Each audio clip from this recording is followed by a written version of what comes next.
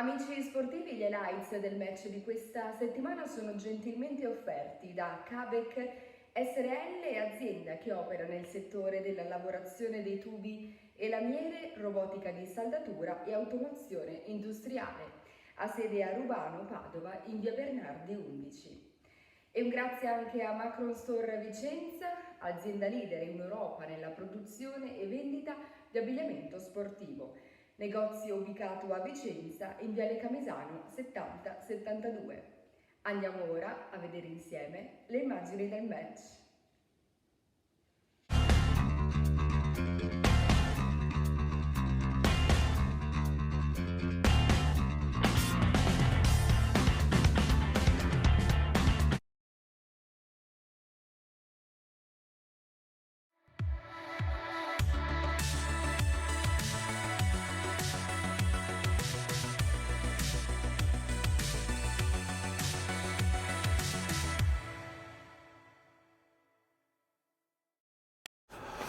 Fabrizio, siamo qui a commentare una sconfitta del Montecchio Maggiore, un primo tempo un po' sottotono, mentre il secondo tempo meglio, però non è bastato.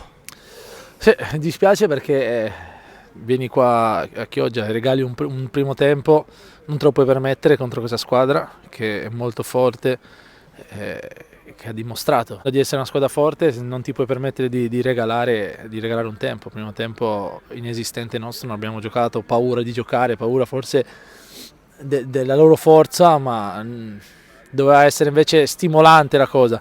Secondo tempo invece siamo scesi in campo con un altro piglio, infatti abbiamo dimostrato di tenere testa a una squadra forte, peccato sull'episodio che forse ci ha condannato a rigore, poi siamo riusciti a trovare il gol nel finale, ma ormai non c'era più tempo per ribaltare la partita. Niente, prendiamo atto di quello che abbiamo fatto qua, da migliorarci, c'è da continuare il nostro cammino, testa alta sempre e basta.